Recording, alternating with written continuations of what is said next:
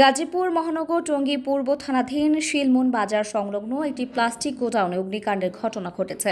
আজ সোমবার 14 এপ্রিল সকাল 10টায় এই অগ্নিকাণ্ডের ঘটনা ঘটে।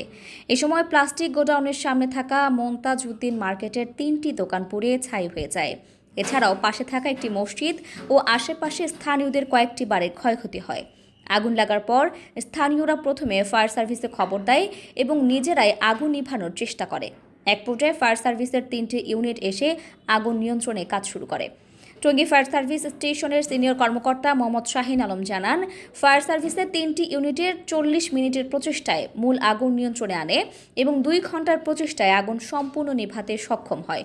এ সময় তিনি আরও বলেন, আগুনের সূত্রপাত হয় একটি অবৈধ প্লাস্টিক কারখানার অসাবধানতার কারণে।